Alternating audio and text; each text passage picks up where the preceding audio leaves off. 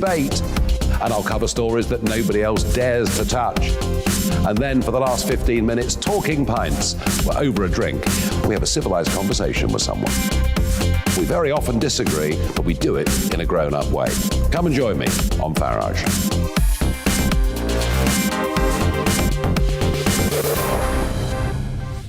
I'm Dan Wootton. Join me Monday to Thursday from 9 to 11 for the feistiest and most fun news debate on TV, where free speech reigns. I'll bring you a sharp take on the day's biggest stories, bombshell newsmaker interviews, and A-list guests.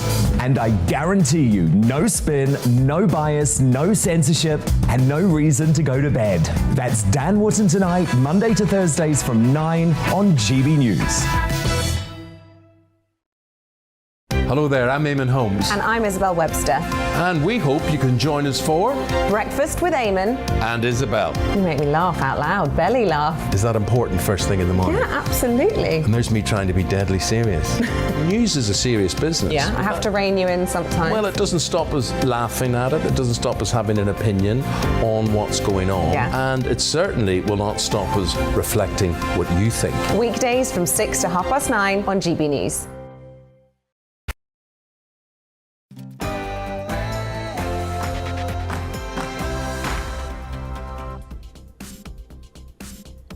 The Mark Steyn Show is on the air, television and radio simultaneously. What a technological marvel. Tonight, do you think the British police could get off Twitter and go investigate an actual crime?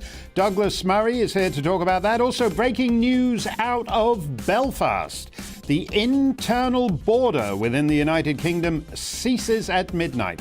And Uyghur Wednesday, we might make that a regular feature, at least for the duration of the Chinese Olympics. All that plus the indispensable part of the show, which is you. Let me know what's on your mind by email, gbviews@gbnews.uk, or you can tweet me at gbnews. Stump the Steyn coming up. But first, as always on GB News, the news with Polly Middlehurst.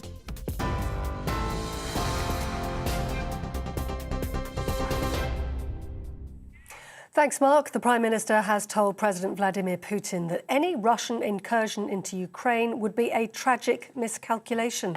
Boris Johnson and Vladimir Putin had a phone call today about tensions over Ukraine. According to Number 10, both leaders agree that aggravation was in no one's interest.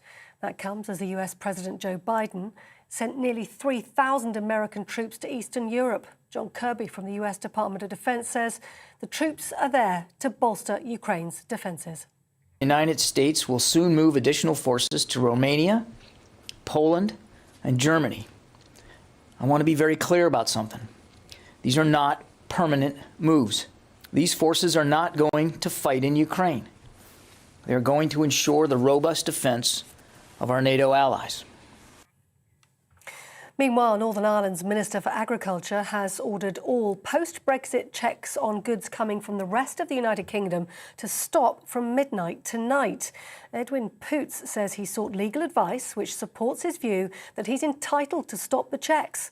The checks are imposed by the Northern Ireland Protocol, which was agreed by the UK and the EU to ensure the free movement of trade across the Irish border after Brexit.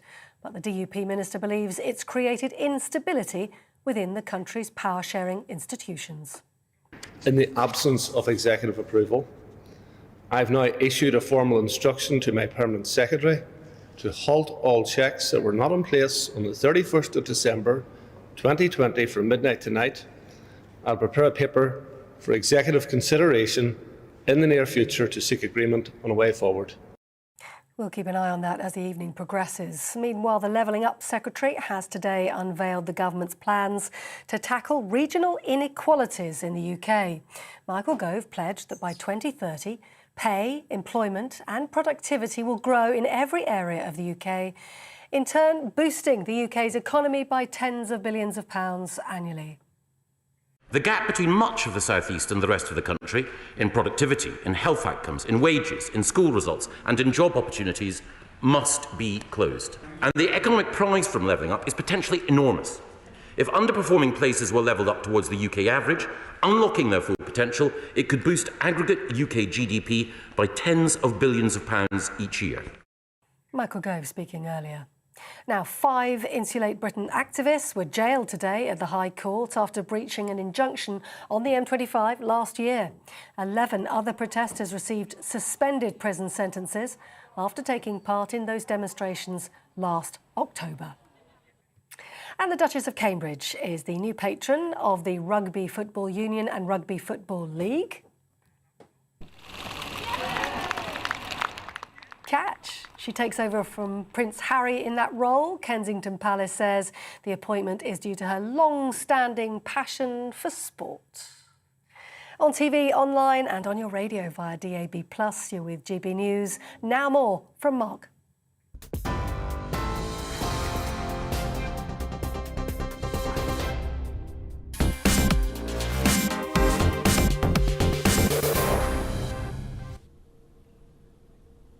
As Polly was saying, there's big news out of Belfast with respect to the Agriculture Minister deciding that the Northern Ireland Protocol is not going to be enforced from midnight. We will get to that in a few minutes, but I want to pick up some kind of unfinished business from yesterday's show when we talked about the ongoing shameful performance of Her Majesty's Constabulary with respect to so-called grooming gangs still operating with impunity everywhere from inner-city Tower Hamlets to the leafy lanes of Warwickshire. We're going to stay on this story because the abandonment of vulnerable girls by the state and all its agencies is a national disgrace. But in the course of yesterday's interview with Maggie Oliver, I threw in, as an aside, what ought to be a shocking statistic that only 6% of crimes in England and Wales result in a charge. So crime does pay because you've got a 94% chance of getting away with it. That statistic alone should be enough to get you wondering why we even bother having a police force. I mean, would you accept that rate of success in any other area of life? If you had, say, a gardener who only mowed 6% of your lawn, or a plumber who only unblocked 6% of your pipe, you'd soon be musing over the breakfast table, I don't know, darling, what with the return of inflation and the business going under during the COVID, does it really make sense to throw money at the 6% gardener? Or do you think we should give him even more resources and he might be amenable to mowing 9% of the lawn? However, it's not just that if you're a 13-year-old girl being farmed out for gang rape every night, the British police are merely useless.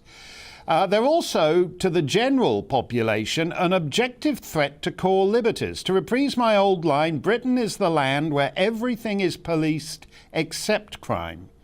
Nicola Murray runs Brodie's Trust, which supports women who have lost unborn babies to domestic violence, a terrible thing.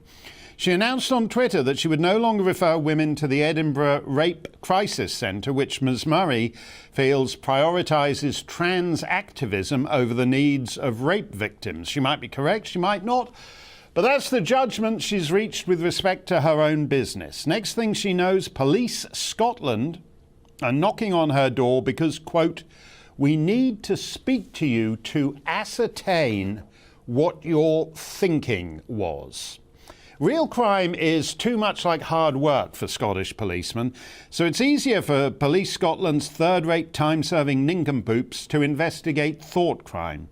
No constable has any business demanding of the public that he needs to, quote, ascertain what your thinking is. If any police officer says such a thing to you, send him away with a flea in his ear and tell him he shames the legacy of Sir Robert Peel and is unfit to be a policeman, which he is. Who are these officers? And which over-promoted twit back at Police Scotland HQ dispatched them to Ms Murray's house? Because actually, we need to ascertain what the hell they were thinking. Yesterday, I mentioned en passant West Yorkshire Police, who have launched a so-called catcall squad in which plainclothes female officers go undercover as dolly birds, and if some bloke yells from his white van, "Whoa, don't get many of them to the pound, love," then they ticket him. A sample tweet.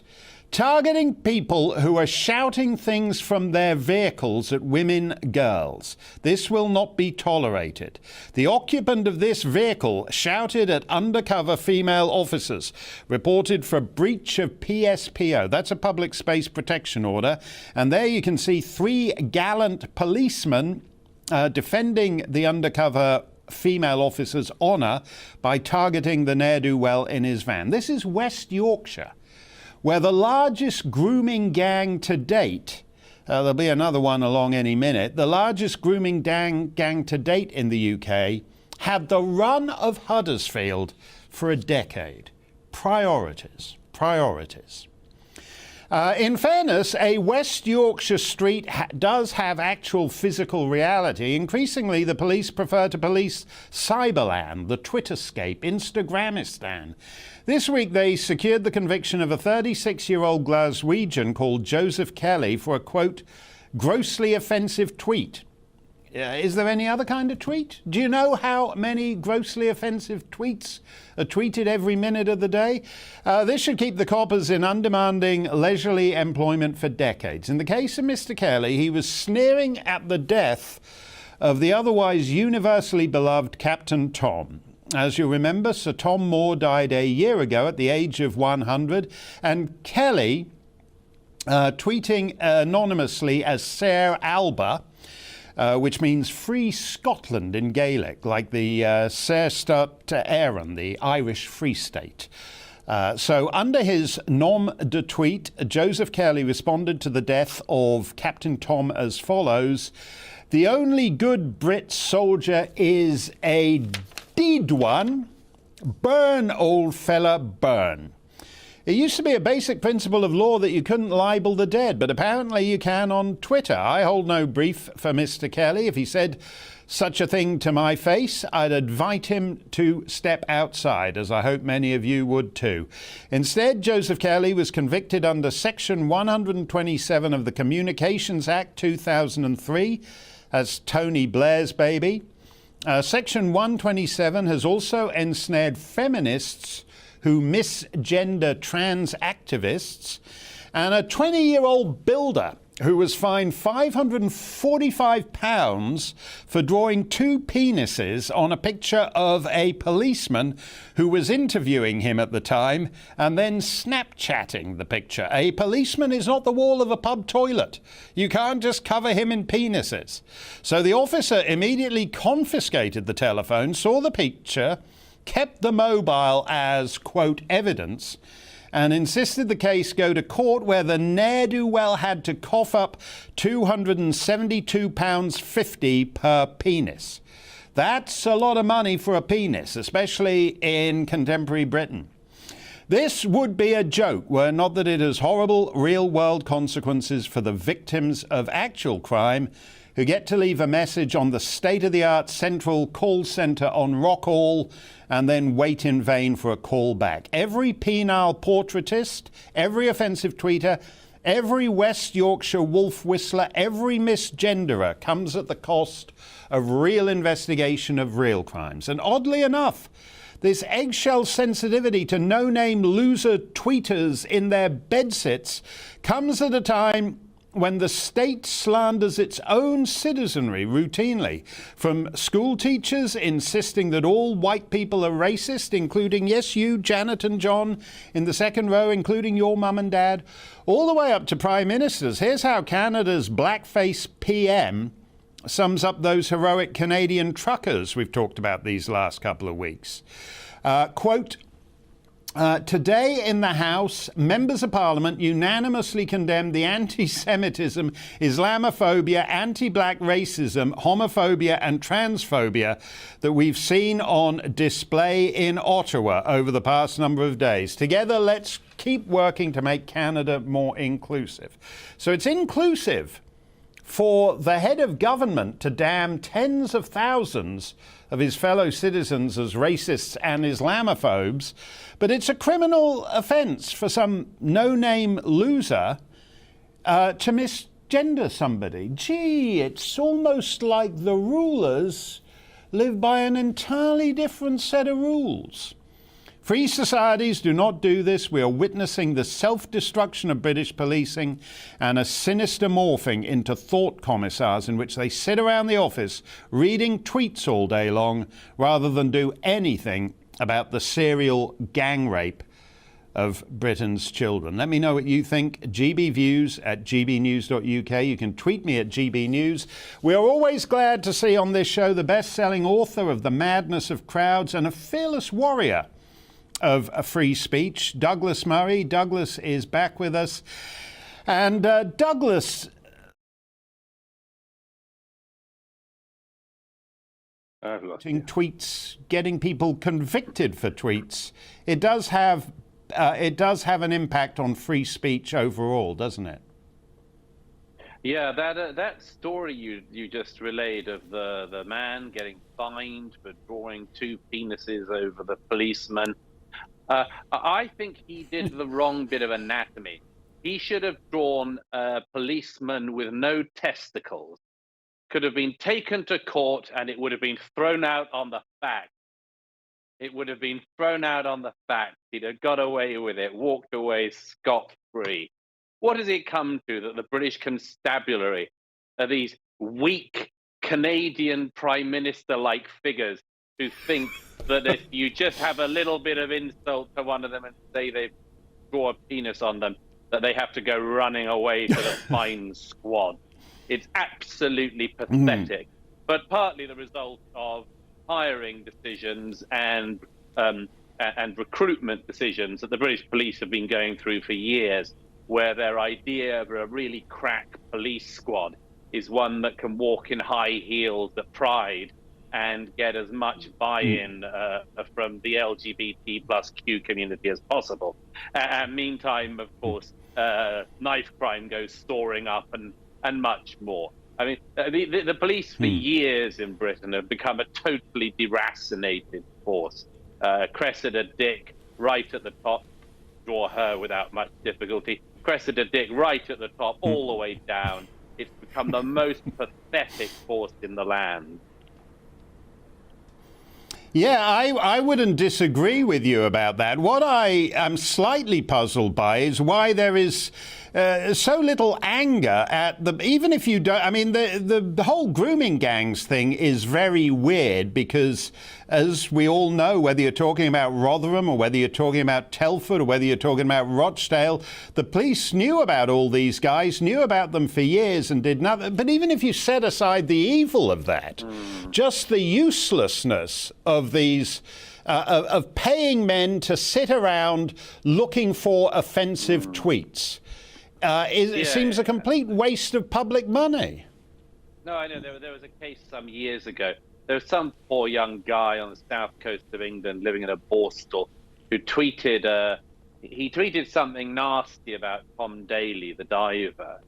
I think he tweeted that he was going to drown Tom Daley, and he was arrested in his bedsit at his Borstal, whatever. I said at the time, it's absolute nonsense. I mean, there's no evidence that this guy was trying to drown Tom Daley, and actually Tom Daley's a very hard person to drown. He's a professional diver. It doesn't get much tougher than that. So the police had no ability to sort of weigh up what the likelihood was of this actually being a threat. And that's now extrapolated out to all of our parliamentarians. I don't know if you saw Matt Hancock, the former health minister, not somebody I've ever thought very highly of, when he tried to do his return to public life recently.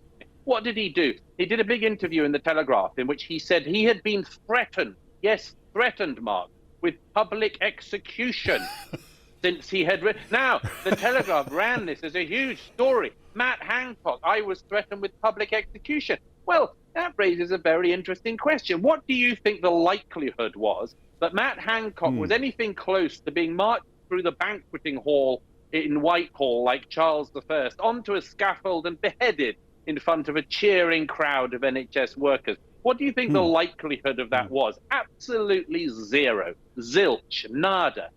Some wacko on social media said it. But of course, these people now get to say, I was threatened with this. And then they can become the most important thing of our era, which is to be a victim, of course. Well, you and I know a bit about that because for until the COVID, we used to appear at various places in Europe. We used to appear on stage with people who had actually been shot at and had been forced into hiding, had had their homes firebombed by some of the more excitable jihadist lads on the continent. And at one point we remarked that you and I were moving higher up the billing every year because so many of the people ahead of us, the bigger names, had been shot or were in hiding. Yeah. And absolutely. This actually... This is a cast iron rule. There are two cast iron rules in this age of moaning and moping and self-pitying that we have in Britain now as a national character trait. The first is this: anyone who boasts about threats to their life almost certainly has none. None. Every person I have ever encountered, like you, Mark, every person I have ever encountered who has genuine security fears, genuine threats to their life, does not go around telling everybody about it, highlighting it, telling everybody where they are and say, this person's done this. No, the only people who do that are the ones with the least possible threat. People who are there's a certain, I won't name, there's a certain Guardian columnist who likes to do this. There's a certain Channel 4 presenter who likes to do this. And they're so proud that somebody said something nasty on social media because they think that means I'm going to win. So that's one very important rule of modern life. The ones who talk about it are the ones who aren't really in any risk at all. But there is another thing from this, which is that the police have totally failed to get into any of this into hand themselves. The police are trying to be the parliamentarians. Look at what happened a few weeks ago. A Conservative MP was hacked to death in his surgery. We just memory hold this, by the way. Memory hold this already. Yeah. People say, oh, no, it's because there's a trial coming up, Douglas. I never, ever get the discussion after these trials either. Never happened after Reading, never happened after... And you never get it. Hold on for the verdict, Douglas. Don't leap the verdict. You get the verdict, still no discussion. But let's just remember, this memory hold murder of an MP some weeks ago in his surgery by a young man who was, of course, once again on the terrorist watch list and much more, had been sent on all the de-radicalization programs and sat beside the body of his victim waiting for the police to come. What do our parliamentarians do? They get up the next week and they pay tribute to their murdered colleague by talking about online harm and the mean things that people say to some of them on Twitter. They're all off the point. They're all off the point. It's got nothing to do with their self-absorption about what nasty things people say to them on Twitter. It has everything to do with a guy who doesn't care about online anonymity, shows up for a surgery and stabs the MP to death. And no one wants to focus on that because that's real world, you see. Yeah, and that would be in bad taste. And it would raise all kinds of uncomfortable questions. That was actually a disgusting performance in the House of Commons. This guy, Sir David, was presumably the friend of at least a few members of that chamber, and they utterly dishonoured his memory by conflating what happened to him with people doing mean tweets, offensive tweets. And actually, while we're on the shameful things, I was disgusted by the sheriff in the case over the Tom Moore tweet, who acknowledged that this was an infringement of free speech, but said it was a necessary infringement of free speech. A necessary infringement. You know, it's so pathetic, the society that we're becoming. I mean, the only slight consolation is that at least we're not Canada yet. You mentioned Justin Trudeau in your opening statements. I mean, there you have genuinely the worst democratic leader in the world by such a long margin. This is a person who effectively got into office because of his father and because he has quite nice hair.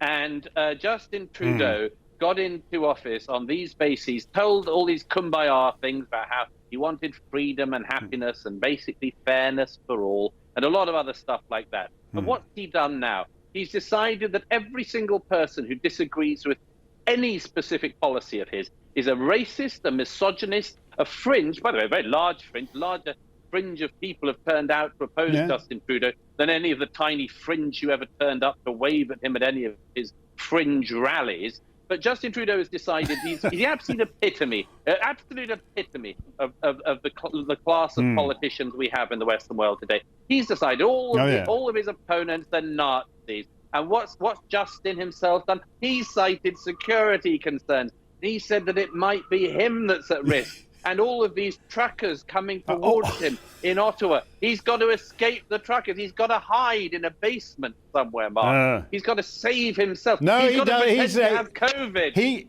He's got to pretend to have met somebody, somebody who danced with a guy who's got COVID, possibly. And so he's got to self-isolate for the rest of the time that the truckers are on the streets of Ottawa. This is the kind of pathetic thing we used to call public discussion. Oh, yeah. He's a master of disguise, though.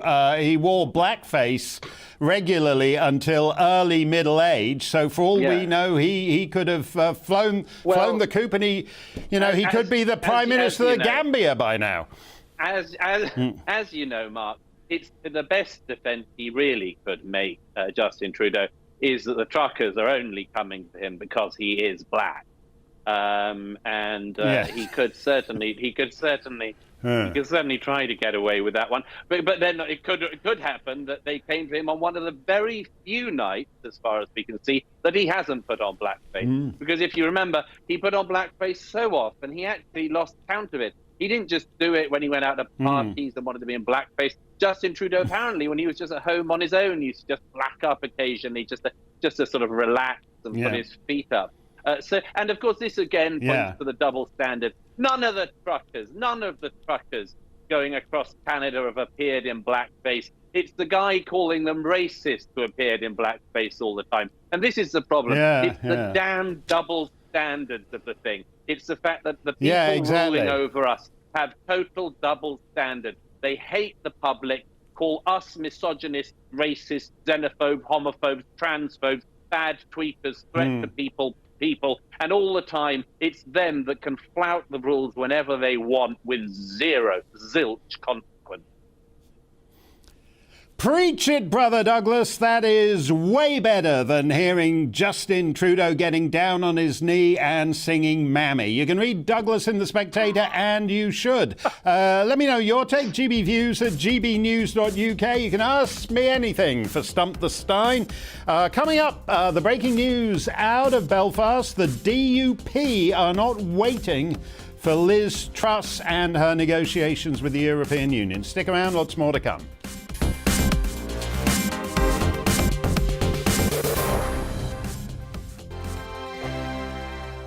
Hello there, I'm Eamon. And I'm Isabel. And you're watching the GB News digital stream across the United Kingdom. And around the world. If you're here in the UK, you can also watch us on your TV screen. GB News is Freeview, channel 236. On Sky, we're channel 515. 626 on Virgin Media. Just remember, you might need to retune your TV to watch the channel. Yeah, and if you are doing that, find out more about retuning by going to gbnews.uk.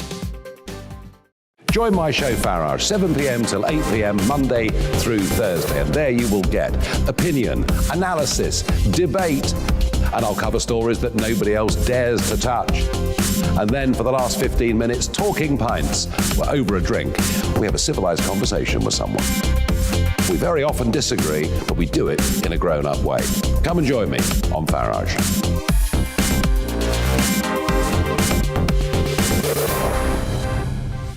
I'm Dan Wootton. Join me Monday to Thursday from 9 to 11 for the feistiest and most fun news debate on TV, where free speech reigns. I'll bring you a sharp take on the day's biggest stories, bombshell newsmaker interviews, and A-list guests. And I guarantee you, no spin, no bias, no censorship, and no reason to go to bed. That's Dan Wootton Tonight, Monday to Thursdays from 9 on GB News. Hello Hello there, I'm Eamon Holmes. And I'm Isabel Webster. And we hope you can join us for Breakfast with Eamon. And Isabel. You make me laugh out loud, belly laugh. Is that important first thing in the morning? Yeah, absolutely. And there's me trying to be deadly serious. News is a serious business. Yeah, I have to rein you in sometimes. Well, it doesn't stop us laughing at it. It doesn't stop us having an opinion on what's going on. Yeah. And it certainly will not stop us reflecting what you think. Weekdays from 6 to 9:30 on GB News.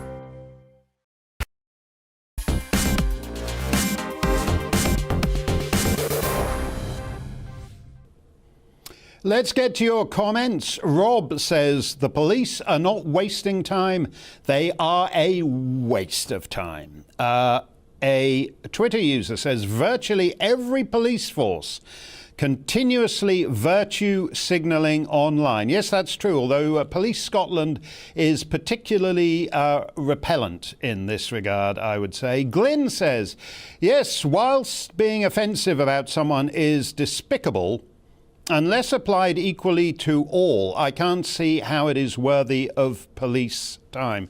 That gets to the nub of it, actually, Glyn, the loss of equality before the law under this kind of virtue signalling law enforcement. Equality before the law is the most fundamental principle, and those coppers from Police Scotland completely trashed that in going round to demand the rationale for that lady's tweet. I think we actually need a royal investigation into whether policing in the United Kingdom has completely lost any sense of purpose. And as they did in Northern Ireland when they brought in a Canadian general, we should bring someone from outside the UK into this. Someone like an Australian general, if you don't want a Canadian one, or an Australian Governor General. But someone who will look at this dispassionately and figure out the sickness in the British police. Some breaking news from just an hour or two back from out of Northern Ireland. The Agriculture Minister, Mr. Poots, has issued an order to halt Brexit agri-food checks at ports from midnight. Those checks are supposedly required under the terms of the Northern Ireland Protocol.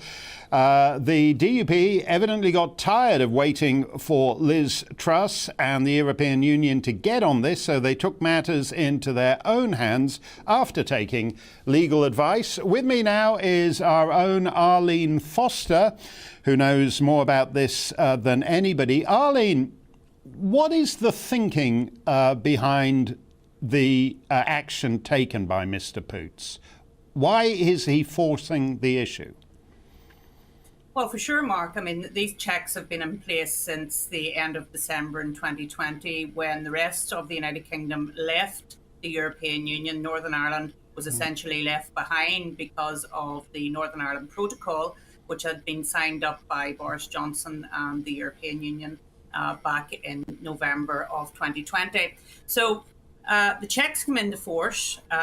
There's been a lot of discussion about those checks. It is costing the Northern Ireland economy £2.5 million every single day. It's reducing choice for consumers in Northern Ireland, and it's increasing the cost of goods that are coming as well, because obviously if goods are coming and they have to have additional checks, then those costs have to be passed on to the consumers. So there's been a lot of conversations about this. As you know, Lord Frost, when he was the Brexit negotiator, came very close to triggering what's called Article 16, which would have stopped checks and reset the situation. But unfortunately, the government decided not to go ahead with triggering Article 16. Liz Truss, who's now in charge of this, has been saying that she still maintains the right to trigger Article 16. But as I said in a piece in the Daily Express just a couple of days ago, the DUP were running out of road, Mark. We're coming to an assembly election. It was shown in a local poll here very recently that 63% of all Unionist voters, not just DUP supporters, but all Unionist voters were in favour of doing something around the protocol. So the DUP have acted, and I think it was expected that they would act. And now it's really over to what the European Union is going to do, and indeed what our own government is going to do as well. Well, just to go back to the justification for this nonsense of internal borders within the UK, which, you know, would be an abomination to most sovereign states. But the justification here was to preserve the Good Friday Agreement. But in fact, it's actually shifted the Good Friday Agreement. It's semi-detached Northern Ireland from the United Kingdom. So it's had an effect that unionists would never have signed on to 2 decades back or whatever it was. I mean, in other words, it's perverted the Good Friday Agreement. And that surely was foreseeable to all parties. Well, indeed, there were 2 reasons given, really, for the Northern Ireland Protocol. The first, you're absolutely right, was to protect the Belfast Agreement. Unfortunately, people in Europe understood that the Belfast Agreement meant that there couldn't be any checks between Northern Ireland and the Republic of Ireland. Unfortunately for us, Theresa May believed that that was the case as well, and she committed to no checks between Northern Ireland and the Republic of Ireland. The second reason, of course, was to protect the European single market. So what is actually happening, Mark, is that our customs officials in Scotland and in Northern Ireland are actually implementing and protecting the single market of the European Union. Now, of course, there were other ways of dealing with this, using technology, using risk, making sure that goods that were destined for the Republic of Ireland were checked, but goods that are coming to Northern Ireland were not checked. But all of that was thrown out with the protocol. And it's not as if government didn't know that this was going to cause problems. I told them when I was in my previous position as DUP leader that this was going to cause huge problems, as did all of my parliamentary colleagues. So they knew at the time, but they decided to go ahead and it wouldn't be as bad, we were told, as we thought it was going to be. But in actual fact, it's been worse. Yeah, and you get the feeling that both Dublin and Brussels intended for it to be worse. Just to game out the politics of this a little, the conventional wisdom south of the border is that Sinn Féin will be in power after the next election. They'll be in government after the next election. That this is just a fact of how politics is proceeding down south. The danger here, isn't it, that Republicans will actually see this as opportunity and keep forcing the issue, and that at some point, the earlier the unionists push back, the more chance it has of being an effective pushback. I mean, all generalities about Ireland tend to be flawed in some way, but would you? How do you feel about that assessment? Well, of course, the protocol doesn't just have an economic damage on Northern Ireland. It also has a constitutional issue for Northern Ireland because the Belfast Agreement is very clear that Northern Ireland is part of the United Kingdom until such times as the people of Northern Ireland decide otherwise. And the people of Northern Ireland, in every election and in every opinion poll, when you total up the number of unionists and the number of nationalists, unionism always comes out on top, and that will be the case in the Assembly election in May as well. I think what some of the opinion polls are talking about is the fact that the largest political party may be Sinn Féin, and that will cause difficulties in relation to the devolved administration at that time. But union is still very much the preferred way to go in terms of Northern Ireland, and that is why, Mark, very clearly, this protocol has to go, because it is causing a division within the United Kingdom. It is splitting off Northern Ireland from the rest of the UK, and therefore is unconstitutional. And actually, there is a case which I'm involved in, along with Kate Hoey, Jim Allister and David Trimble and others, which is going to be heard very soon in relation to this very issue about the constitutional position of Northern Ireland. Well, my sense of Brussels is that they've got bigger fish to fry than just British internal politics here, because they want to teach the lesson to other EU member states that you can check out any time you like, but you can never leave. That if you leave, they're going to be determined to find a way, as they did by using the Belfast Agreement to make your departure a failure. And they're tough about that. Guys like Barnier were completely cynical in the way they were prepared to use Northern Ireland to teach London that if you if you dare to leave the European Union, we are going to figure out a way to impose failure on you. Well, that has always been the case. I mean, Hotel California is where we are in Northern Ireland. You can check out, but you can never leave. And that is why our own government, the United Kingdom government, our sovereign government, has to act in relation to all of these matters.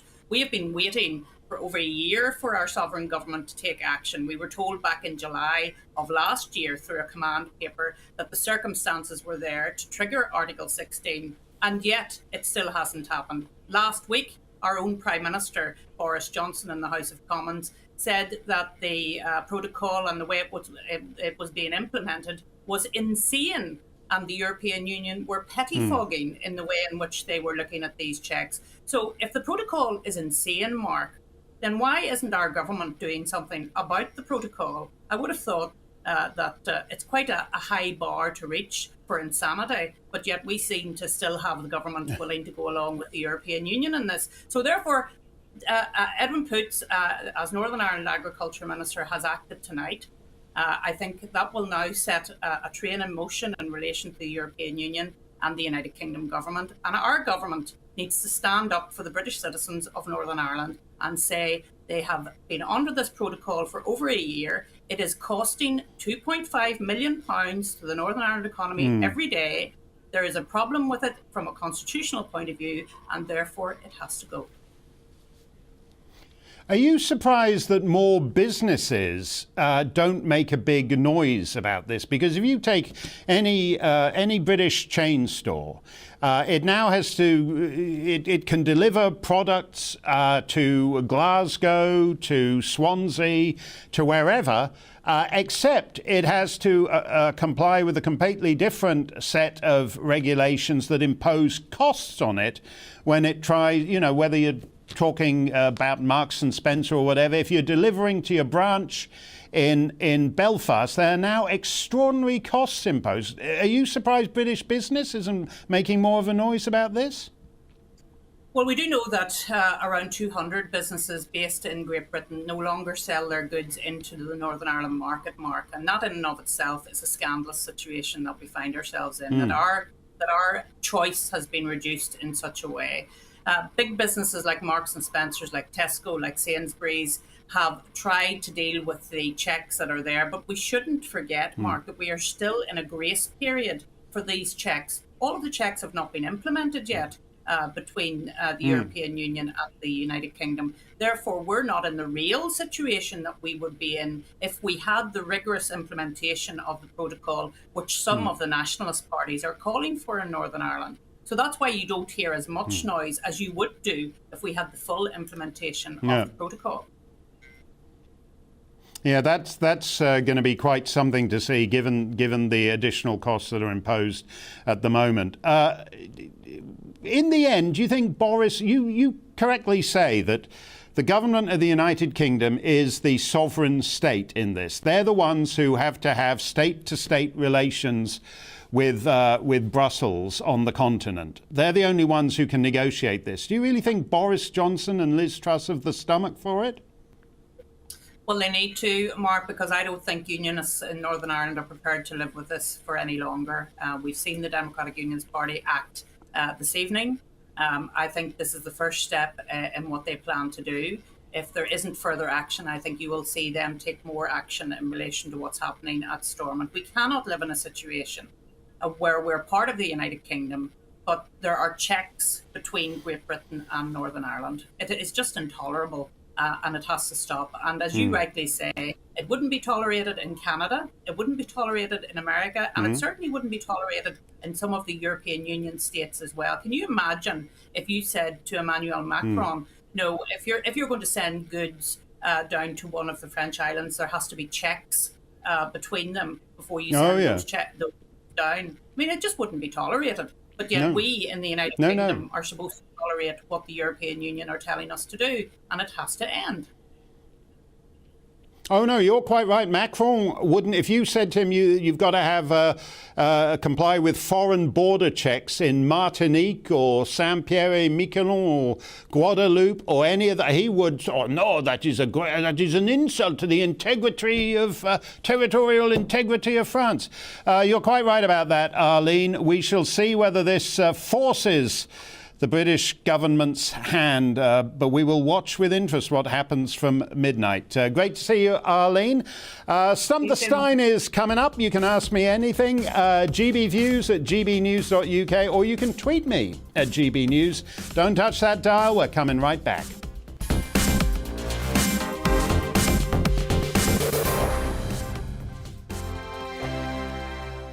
Hello there, I'm Eamon. And I'm Isabel. And you're watching the GB News digital stream across the United Kingdom. And around the world.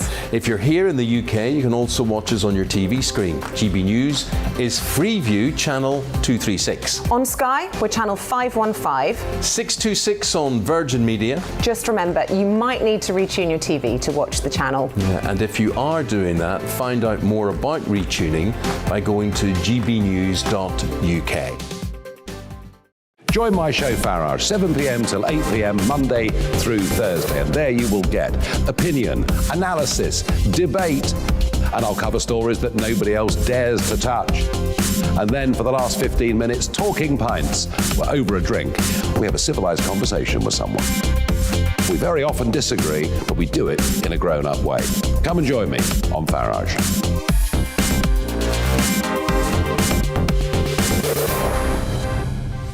I'm Dan Wootton. Join me Monday to Thursday from 9 to 11 for the feistiest and most fun news debate on TV, where free speech reigns. I'll bring you a sharp take on the day's biggest stories, bombshell newsmaker interviews, and A-list guests. And I guarantee you, no spin, no bias, no censorship, and no reason to go to bed. That's Dan Wootton Tonight, Monday to Thursdays from 9 on GB News. Hello there, I'm Eamon Holmes. And I'm Isabel Webster. And we hope you can join us for Breakfast with Eamon. And Isabel. You make me laugh out loud, belly laugh. Is that important first thing in the morning? Yeah, absolutely. And there's me trying to be deadly serious. News is a serious business. Yeah, I have to rein you in sometimes. Well, it doesn't stop us laughing at it. It doesn't stop us having an opinion on what's going on. Yeah. And it certainly will not stop us reflecting what you think. Weekdays from 6 to 9:30 on GB News.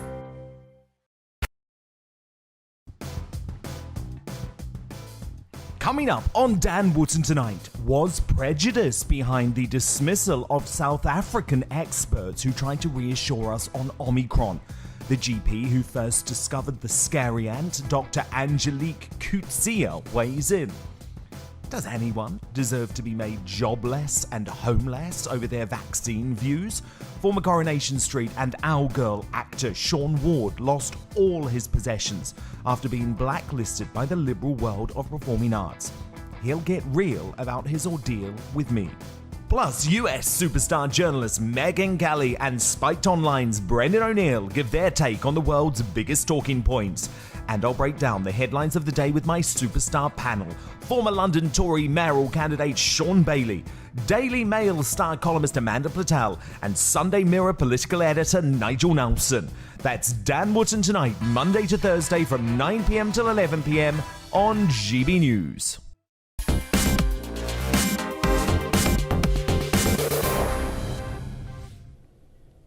In China, something rather odd is about to happen. The world's athletes are jetting in to pretend that Chairman Xi's Olympic Games are just like any other sporting fixture in a free society. The West is getting tough by downgrading its attending diplomats on a freebie, from the Secretary of State for kissing up to dictators to the Deputy Under Assistant Secretary of State for kissing up to dictators. Ooh, that'll teach them. But Muslim leaders, too, so quick to bang on about Islamophobia in the West, are absolutely silent about actual Muslim genocide in China. Take a look at this.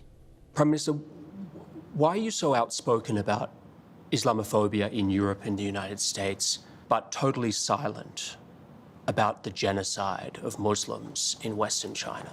what our conversations have been with the Chinese, this is not the case, according to them. The evidence is just overwhelming. Whatever issues we have with the Chinese, we speak to them behind closed doors. China has been one of the greatest friends to us in our most difficult times. When we were really struggling, our economy was struggling, China came to our rescue. So you can kill Muslims and harvest their body parts, and no member of the Organization of Islamic Cooperation, I think it's 58 members at the UN, will say a word about it. I'm joined now by a member of a group that's currently being targeted by that Chinese Communist Party for genocide. She's the UK director of the Uyghur Congress, Rahima Mahmood. Rahima, thank you for joining us. What is your attitude to what is going to be a grand publicity coup for Chairman Xi in China starting in a day or two? Thank you for having me. And as you said, there is genocide. It's happening. There's no one can deny they didn't know. So it's painful for people like us who have been suffering for the last 4 years at least, not knowing what happened to our loved ones, and yet seeing the world leaders promoting and attending these games. And we know this Olympic is against the every value that we believe, human rights and this human decency. But you know that most of the Western television networks, because they want to present this as a big sporting celebration of sporting excellence, most of the UK, the American, the European television networks will not even mention what's happening to the Uyghurs. Are you disappointed, not just in the politicians, but in the way the media are actually covering these games? It's very sad. We have been campaigning, asking for media at least don't spot watch the Olympic, raise awareness about what is happening.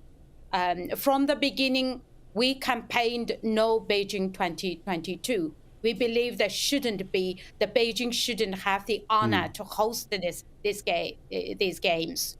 However, we know that after IOC repeatedly rejected the call, and we know these games are happening, and we called for sponsors to drop their sponsorship, and also called the media, including all the big media in the worldwide, asking them to use the platform to raise the issue. There is genocide happening. And so it is quite sad for what is happening. But Channel 4 tonight, I would call the listeners to watch a documentary, China Searching for the Missing. It will be aired at 11:05. And I worked as a consultant and translator for this documentary. And at least, today you are also using this platform and giving me the voice, giving me the chance to speak to you. So I cannot just condemn all media, but there are some who are not doing enough. And therefore, I really, really still call on them to do more, to help the Uyghurs. Well, it's quite disgraceful that the way many people are just too cowardly. The Chinese have become the dominant power on the planet, and very few people dare to say a word about what they're doing. But they actually are trying effectively to eliminate you. They're trying they're sterilizing. They're putting Uyghurs in camps and sterilizing the Uyghur population in an attempt to basically make you extinct. Absolutely, absolutely. As you might aware, the Uyghur Tribunal, concluded its verdict as this is genocide. Based on the forced sterilization, deliberately stopping Uyghur population to grow, and now, apart from sterilization, but taking away our children into these indoctrination camps, so completely change them to become Khan. So this is extremely distressing situation, and also I've translated for many survivors who escaped these camps, and their accounts is just horrific. It's too distressing to even listen to. Well, thank you very much for telling us about it, Rahima. I don't know how anyone can watch these games as a sporting event. I don't know how anyone can get excited about the two-man luge or the ice dancers doing their double axels while people are being tortured and dismembered and having their babies stolen in this totalitarian society. Thank you for that, and we are going to stay, insofar as we have any interest in these awful games that Chairman Xi should never have been allowed to hold, we are going to try and stay on top of the truth about what is happening to the poor people who have the misfortune to be caught in his prison state. Thank you very much for that, Rahima. And that film, which I think is called China, The Search for the Missing, is on Channel 4 in a couple of hours. Let's go for Stumping the Steyn for the last minute or so of the show. Speaking of international conflict, Faye says via Twitter, why do British journalists think it's appropriate to ask questions on cake when Boris Johnson is in Ukraine rather than asking questions about a potential war? Well, that's because Boris Johnson eats cake and Vladimir Putin eats countries. You decide which is the more effective aspect of leadership. Pauline from Ipswich says, I love your show and always check in after Nigel Farage. Would you ever become a politician? I have no interest, never had any interest in becoming a politician. All I ever wanted to be was Governor General of Canada and go around the Great White North handing out medals on behalf of the Queen. And for some reason they haven't yet made. Buckingham Palace is in no hurry to make me Governor General of Canada. OK, that is going to do it for me. Thank you very much. And do Rahima a favour and don't watch those filthy totalitarian Olympics. You're in the best of hands for the next 2 hours because Dan Wootton is here. He's going to give it some Wednesday welly as only he can. Stay safe, stay free. I'll see you tomorrow. Hi there. A cloudy night for most of us with some rain, mainly towards the northwest, and it will be mild with that blanket of cloud covering the UK. A warm front has gone through that continues to march northeastwards overnight, and following that warm front we've got a westerly breeze and mild moist air coming in off the Atlantic. So that breeze is bringing that extensive cloud cover. A few breaks in the cloud across central and southern parts of the country overnight, but nothing particularly widespread or long-lasting. And even under the cloud breaks, with the breeze coming from the west-southwest, it is going to stay mild. Temperatures, well, around 8 or 7 degrees first thing. 4 Celsius there in Lerwick, one of the colder spots, but frost-free for virtually everyone. And damp towards western hills and coasts in particular, with that rainfall persistent over the Welsh Mountains, the Pennines, the Scottish Highlands throughout much of Thursday. However, there will be some cloud breaks for central and southern parts of England, South Wales, some sunshine coming through for Thursday afternoon. 11 Celsius here, but it's turning colder in the far northwest as a spell of wet and windy weather arrives. A lively spell of weather with some heavy rain and gales along this feature as it moves south across Scotland, Northern Ireland into Northern England and Wales. And over the higher ground of Wales, Northern England and Scotland, we're likely to see a brief spell of snow. Could even see some snowflakes to lower levels in places, particularly the southeast of England, by the end of Friday night. Colder air is following the weather front, but also brighter skies. So once early cloud and rain is out of the way from the southeast, actually plenty of sunny spells. However, the cold wind will feel raw and it will contain a lot of showers in the north and the west, those falling as sleet and snow over the higher ground and even to lower levels for northern Scotland. Saturday brings with it more cloud and some rain in the far north, along with a strengthening wind.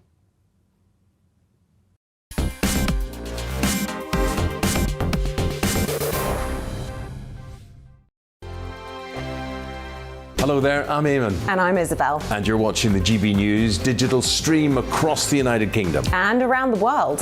If you're here in the UK, you can also watch us on your TV screen. GB News is Freeview channel 236. On Sky, we're channel 515. 626 on Virgin Media. Just remember, you might need to retune your TV to watch the channel. Yeah, and if you are doing that, find out more about retuning by going to gbnews.uk. Join my show Farage, 7 p.m. till 8 p.m. Monday through Thursday. And there you will get opinion, analysis, debate, and I'll cover stories that nobody else dares to touch. And then for the last 15 minutes, talking pints. We're over a drink. We have a civilized conversation with someone. We very often disagree, but we do it in a grown-up way. Come and join me on Farage.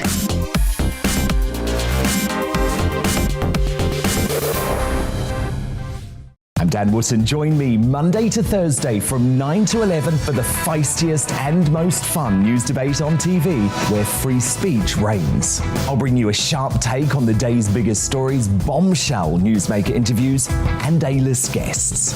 And I guarantee you, no spin, no bias, no censorship, and no reason to go to bed. That's Dan Wootton tonight, Monday to Thursdays from 9 on GB News.